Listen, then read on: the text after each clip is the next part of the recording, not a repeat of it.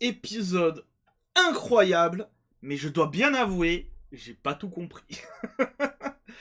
Bonjour à vous, c'est Alice, votre revieweuse d'anime préférée. Et aujourd'hui, on va parler de l'épisode 6 de Needy Girl Overdose. Mais avant qu'on en parle un peu plus en détail, je tiens à vous préciser que je viens d'ouvrir une chaîne uniquement dédiée à toutes ces reviews, que ce soit des reviews d'anime, que ce soit des reviews de manga, de jeux vidéo liés au VTubing. Exceptionnellement, la fin de Needy Girl Overdose sera sur la chaîne principale temporairement jusqu'à être re-upload en fait tout simplement sur la chaîne Alice Asimov Review. Donc n'hésitez pas à aller la suivre si ça vous intéresse. Il y aura là, je suis en train de faire les re-uploads du coup des premières séries, donc VTuber Legend, Misanthrope Teach et du coup le début de Needy Girl Overdose. Il y a 3 vidéos par semaine, voilà, à midi, donc pendant votre pause repas, ça vous permet de regarder la review. Et il va y avoir du nouveau contenu qui vont arriver petit à petit. Pour le moment, je m'occupe surtout des re-uploads. Donc voilà, je tiens à vous préciser, n'hésitez pas, vous avez le lien en description. Du coup, on va parler de l'épisode 6 de Needy Girl Overdose qui se prénomme Turn Around and Count to 10, qui est du coup une chanson du groupe d'Adora Live, dont on parle en plus dans l'épisode, donc c'est très très thématique. Et tout l'épisode est très thématique autour d'une question assez essentielle, puisque c'est un épisode centré sur Mishika. Mishika, c'est la gothique, c'est elle. Voilà. Je vais essayer d'utiliser en plus des illustrations maintenant. Haha, on s'améliore. Notamment du site du wiki Needy Girl Overdose, puisqu'en fait ils ont des magnifiques screens de l'animé. Et du coup, si je peux m'en servir pour faire des illustrations de mes dires, ça peut vous parler à plus de personnes. Donc voilà. Donc l'épisode commence est centré autour de Mishika, ainsi qu'une question essentielle qu'elle se pose, c'est qu'est-ce que la beauté? C'est une question assez essentielle pour elle. Et tout l'épisode, c'est en fait toute sa réflexion autour de ça avec les différents personnages. Donc avec notamment les Karamov, bien entendu, mais aussi il y a l'intervention plus d'une fois, comme vous pouvez le voir, de Angelica. Une intervention très onirique dans le sens où pendant tout l'épisode, elle ne cesse de passer d'un univers à un autre. Que ce soit, il y a un moment, elle est dans une pièce de Shakespeare, ensuite elle a au moment de la Révolution française, ensuite elle est dans une salle d'arcade dans la forteresse de Kowloon. Elle passe par des films, tout simplement. Il y a aussi beaucoup de références au cinéma d'auteur, notamment, et j'étais très étonné, il y a une référence à Godard. Voilà, c'est ici même. Il y a une référence du coup à Godard, cinéaste français de la nouvelle vague, très intéressant. Euh, et l'épisode amène tout simplement cette réflexion au fur et à mesure jusqu'à dénouement final de l'épisode qui est du coup, eh ben, elle a sa réflexion sur la beauté, ce qu'elle estime être beau, et maintenant, qu'est-ce qu'elle va faire? Et là, avant de vous parler de potentiellement ce qu'elle va faire, parce que c'est plus une théorie personnelle, on va revenir un tout petit peu sur l'épisode, parce qu'il y a des choses très intéressantes à dire, notamment son début d'épisode, qui est très très particulier, puisque en fait, jusqu'à l'arrivée du générique, tout le début de l'épisode, c'est un live. Mais c'est un live sans qu'on le sache, on s'en rend compte qu'à la fin, au moment où le générique se lance, mais c'est en fait la morning routine de Mishika.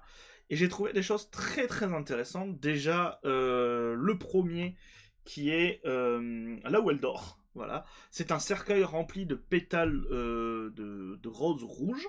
Sachant que pendant tout l'épisode, les pétales de rose ont une très forte symbolique, bon, liée à la beauté, parce que c'est toute la thématique de l'épisode, mais aussi à son sang. Il y a notamment un point très important. Alors là, il n'y a pas de screen forcément, mais juste après ça, en fait, donc elle est nue dans son cercueil et elle est entourée de ses pétales de rose. Et quand ensuite elle va prendre sa douche, on la voit avec beaucoup de cicatrices et notamment de scarifications très fraîches, puisqu'en fait, de ses scarifications, alors qu'elle est sous la douche, s'écoulent en fait des pétales de rose, montrant qu'en fait son sang s'écoule, donc c'est quelque chose qu'elle a fait très récemment. Et je trouve le début très intéressant, parce qu'en même temps, comme on se rend compte que c'est un live et qu'elle est actuellement en train de streamer sa morning routine, donc c'est-à-dire le moment où elle se lève, le moment où elle se douche, le moment où elle s'habille, elle se maquille, qui est d'ailleurs très intéressant dans le sens où ce n'est pas elle qui s'habille ni qui se maquille, ce sont les autres Karamov qui le font à sa place. Elle est vraiment très. Je suis une poupée. Il y a beaucoup ce terme de tu ressembles à une poupée qui apparaît, sort beaucoup dans l'épisode. Je trouve ça assez intéressant, mais assez aussi le côté voyeuriste. Et c'est là où l'épisode se lance, puisque quelqu'un dans le chat lui dit tu es incroyablement belle, tu as une magnifique beauté. Et là, tout l'épisode se lance avec un début qui est très chelou. C'est un début qui est très chelou et qui est alors une référence à un court-métrage japonais d'un réalisateur que je ne connais pas. En fait, il y a toute une immense partie, et c'est un fil rouge pendant tout l'épisode, d'une séquence en prise de vue réelle où on a deux hommes qui, alors, semblent porter des masques, et vous savez, des masques entièrement blancs, très figés, je dirais pas liés au théâtre kabuki, parce que c'est pas vraiment le cas, mais vraiment juste comme un masque blanc où il y a juste les trous pour les yeux, un trou pour la bouche, et c'est tout.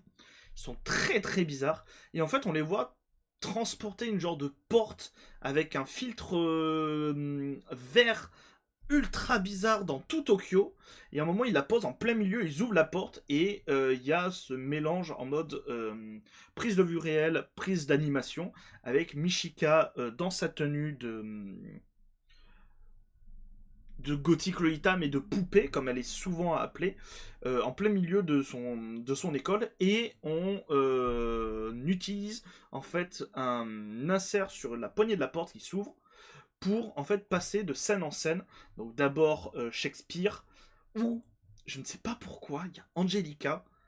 Il y a, c'est un épisode extrêmement onirique qui est extrêmement composé de plein de métaphores. Donc c'est un épisode qui est, je pense, très dur à comprendre et je vais devoir le remater peut-être plusieurs fois avant de réellement bien le comprendre et voir où est-ce il a essayé de nous amener, même si je pense avoir compris, mais je suis pas trop sûr. Et du coup, on la voit parcourir différents univers qui à chacun apporte sa réflexion sur qu'est-ce que le concept de beauté. Et au fur et à mesure de l'épisode, on apprend notamment la raison de pourquoi est-ce qu'elle a fait exploser les vitres de son lycée lors de tout simplement son passage à l'adolescence, à la puberté. Elle qui ne voit que la beauté, qui a un complexe autour de ça, qui souhaite que la beauté soit éternelle, qu'elle ne souhaite pas vieillir parce qu'elle aime pas ça, enfin voilà, il y a plein de trucs à ce sujet. Et en fait, lors de son passage à l'adolescence, lors de sa puberté, elle a eu des boutons qui sont apparus, ce qui est totalement normal. Je sais pas s'il y a des gens qui font de leur puberté qui m'entendent et qui se disent oh ouais mais c'est normal d'avoir des boutons, d'avoir des changements, notamment pour le corps d'une femme, d'avoir divers changements à ce sujet. C'est totalement normal, mais elle se considère à ce moment-là comme un monstre et elle décide du coup d'exploser l'intégralité des fenêtres de son lycée. Le plan est assez cool, je dois bien avouer. Surtout que du coup, au fur et à mesure qu'elle explose les vitres, elle se scarifie de plus en plus. Donc elle a des cicatrices qui apparaissent, elle se coupe, elle déchire ses vêtements. Donc ça montre un peu quand même un genre de côté un peu d'autodestruction. D'autant plus que quand elle parle avec Purple Lollipop, elle parle notamment de personnes qui se sont auto-détruits pour ce côté un peu la beauté éternelle, notamment le chanteur de Dead or Alive, que vous connaissez très certainement. Attendez. Euh, vous connaissez très certainement Dead or Alive. Voilà. C'est C'est ce groupe-là que vous avez sans doute déjà vu. Et notamment, elle revient sur Peter Byrne, qui est... Ah merde, je suis devant. Voilà, que vous voyez juste ici. Et sinon, je suis devant encore une fois. Attention, disparition. Oh, voilà. Donc, elle revient sur l'histoire de Peter Byrne, qui était une personne androgyne. Voilà, comme ça vous voyez, qui était une personne androgyne, un homme androgyne, qui était obnubilé par la beauté et qui a enchaîné chirurgie sur chirurgie jusqu'à en fait presque, alors, à titre personnel, ne plus trop ressembler à quoi que ce soit. Ça n'a pas réussi la chirurgie, mais voilà, c'est tout un propos de l'épisode notamment. J'ai vraiment bien aimé, on en apprend beaucoup plus sur Michika à ce sujet, et surtout, tout l'épisode est accompagné par de la musique classique et plein de références à la peinture, ou du moins l'art classique, et notamment l'art un peu rococo. Je pense notamment, il y a ce plan-là avec cette peinture de Van Gogh, mais pas que. Alors là, il n'y a pas le screen sur le wiki, mais en fait, on a une jolie illustration les hasards heureux de l'escarpolette, qui est ce plan-là, où notamment elle se voit être remplacée. Elle remplace la femme au milieu par elle-même, qui avec toute sa grande robe, son style très Lolita. Donc très très très très cool. Les plans sont vraiment magnifiques. C'est un épisode que j'ai trouvé particulièrement beau pour beaucoup de ces plans.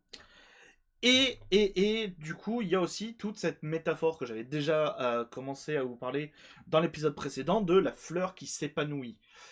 Et c'est encore plus visible avec Michika, qui du coup a eu le début d'épisode avec cette rose, où son sang est symbolisé par des pétales de rose. Et au fur et à mesure de l'épisode, on voit la fleur s'épanouir de plus en plus. Le problème, et c'est quelque chose qui est une réflexion amenée par Angelica, je crois, qui dit que la beauté n'est pas éternelle, que le seul moyen de graver la beauté à tout jamais dans l'esprit des gens, c'est de mourir au sommet de sa beauté. Chose que Michiki a déjà envisagée.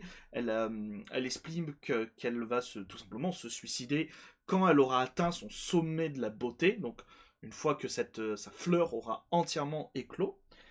Et je trouve ça très intéressant parce que, à la fin de l'épisode, quel est le plan final de l'épisode?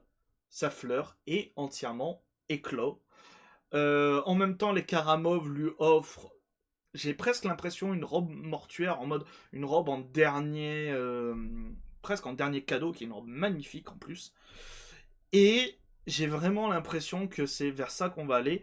Michika ne va sans doute pas du tout finir la série. Je pense qu'elle va, dans un épisode, du coup, se donner la mort, étant donné que maintenant sa fleur est apparue à tout jamais, et qu'elle ne se supporte pas vieillir et ne plus être au sommet de la beauté, en fait. Et je vois aussi, et c'est aussi une théorie que j'ai, dans le sens où elle donne un ultime cadeau à Purple Lollipop, elle lui donne une croix. Puisque, en fait, quand elle parle à Purple, elle lui demande quelle est la vision de la beauté à Purple. Et Purple lui dit, bah, ma vision de la beauté, c'est de tuer Dieu. Dieu ici représenté par Angelica. Et elle lui donne une croix très particulière. Alors, la croix qu'elle lui donne, c'est celle-là. Alors, vu comme ça peut paraître un peu bizarre. Est-ce que sur le plan... Voilà.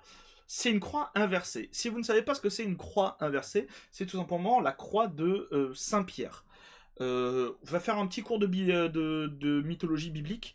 La croix de Saint-Pierre, c'est tout simplement l'apôtre Saint-Pierre refusant d'être d'être crucifié de la même façon que Jésus, a demandé à ce que sa croix soit à l'envers, tout simplement parce qu'il ne s'estimait pas digne de Jésus-Christ, qui est du coup mort la croix à l'endroit, quoi. Et c'est devenu un symbole très pieux, mine de rien, du catholicisme, de dévouement à Jésus, ce genre de choses, qui a beaucoup été repris, notamment, et c'est sans doute la raison de pourquoi là vous la connaissez, par les antéchrists. et les antéchrists, les sataniques et tout, et qui est aussi du coup un symbole de défi maintenant pour les satanistes à Dieu, et un symbole de on souhaite tuer Dieu. Elle offre ce symbole à Purple, qui du coup maintenant va s'estimer en tant que Judas, le terme est complètement prononcé, et je trouve ça super intéressant, parce que du coup ça amène potentiellement deux choses. Si la théorie comme quoi Michika ne va clairement pas finir la série et du coup va mourir au sommet de sa beauté avec cette fleur qui éclot, étant donné que les seuls personnages dans la série qui ont cette métaphore de la fleur qui éclot de plus en plus pour qu'elle puisse comment s'appelle, se sentir vraiment elle-même, sont les Karamov et Cachet, Angelica ne l'ayant pas, bah, je pense qu'on va aussi voir leur fin. Ma théorie, c'est que du coup, Michika va se suicider dans les prochains épisodes. Purple étant une fan à la base de Angelica, et on a vu sa fleur de plus en plus s'éclore au fur et à mesure qu'elle prenait confiance en elle, et qu'elle devenait cette streameuse qui souhaite tuer Angelica, et que maintenant elle a le symbole de la croix, et qu'elle se présente en tant que Judas, donc qui est encore plus comment s'appelle, en corrélation avec ce qu'elle est, parce que c'était une ancienne fan d'Angelica qui l'a trahi pour devenir une streameuse qui va l'assassiner. Je vous refais pas vos cours, je pense que vous connaissez le principe de Judas, qui est un apôtre de Jésus, qui a trahi du coup Jésus pour vendre tout simplement Jésus-Christ aux Romains qui l'ont ensuite crucifié. C'est tout le principe de la traîtrise, hein. Je pense que lorsque la fleur de Purple sera totalement épanouie, c'est au moment où elle s'apprêtera à tuer Angelica, alors peut-être métaphoriquement en prenant sa place, mais je pense qu'elle va échouer. C'est ma grande théorie. Je pense qu'elle va échouer aux portes du fait d'éliminer Angelica. Et ma théorie aussi, c'est que on a, vous savez, à la fin des épisodes, un petit tease de l'épisode suivant. L'épisode suivant est très lié à Neshika. Neshika, c'est, vous savez, celle qui est je vais dire la lesbienne, parce qu'il y a beaucoup de sous-entendus, et c'est vraiment le cas, qui est l'autre Karamov, je peux vous le montrer, qui est du coup elle.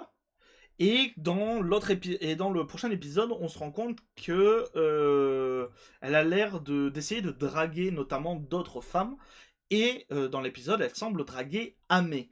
Ame, qui, je rappelle, est Angelica, et qui, Ame, connaît l'identité des autres Karamov. Ce qui n'est pas le cas des Karamov, qui ne connaissent pas la véritable identité de Angelica. Et je pense qu'on va arriver à ce point-là où Neshika, dans le prochain épisode, va avoir sa fleur éclore et va tomber peut-être dans dans l'autodestruction, on va dire, sexuelle. Puisque Michika, c'est la beauté. Purple, c'est je vais pas dire l'orgueil, mais c'est le fait de vouloir devenir Dieu. Complexe de supériorité, peut-être ça. Je pense que Neshika va avoir un complexe lié à sa sexualité. C'est d'ailleurs la seule des différentes VTubeuses, enfin des différentes streameuses, qu'on voit avoir une activité sexuelle consentie. Ce n'est pas le cas pour Caché qui a eu une activité imposée. Nishika a une activité consentie et elle s'épanouit dedans. C'est notamment une de ses principales caractéristiques. Et je pense qu'elle va aussi tomber dans son travers. Et une fois qu'elle sera parfaitement épanouie sexuellement, elle va tomber dans ça. C'est juste ma théorie. Je ne sais pas si c'est parfaitement clair. Mais voilà. Épisode très très cool, tout ça pour dire. Épisode très métaphorique. Je reviendrai sur cet épisode. De toute façon, je pense que une fois que la série sera terminée, je vais me remater tous les épisodes. Peut-être pas frame par frame, faut pas exagérer non plus. Mais bien en faisant ultra attention, en faisant des retours en arrière et tout, parce qu'il y a énormément de choses et de métaphores qui se répondent dans les différents épisodes, et je pense que cet épisode est très important pour ça. Sachant qu'on est à la moitié de la série, donc on est à l'épisode 6. Le prochain épisode, ce sera Sleep Inside the House. Donc, et ce sera l'épisode 7, et on sera du coup à la moitié de la série, parce qu'il y a 13 épisodes. Donc, très hâte de découvrir ça. N'hésitez pas à vous, à dire ce que vous en avez pensé en commentaire de cette vidéo. Je me rends compte que j'ai beaucoup parlé, et peut-être pour ne rien dire, mais que voulez-vous ? C'est comme ça, c'est mes petites reviews. En tout cas, je rappelle que les prochaines reviews seront sur cette chaîne. Du moins, elles vont être re-upload petit à petit sur cette chaîne. Donc, allez voir Alice Asimov Review si vous souhaitez voir de plus en plus d'autres reviews, d'autres choses, d'autres concepts qui ne sont pas des news. Voilà, ce sera sans doute là-dessus. Sur ce, je vous dis à très bientôt pour de nouvelles reviews. C'était Alice. Bisous tout doux. Mouah.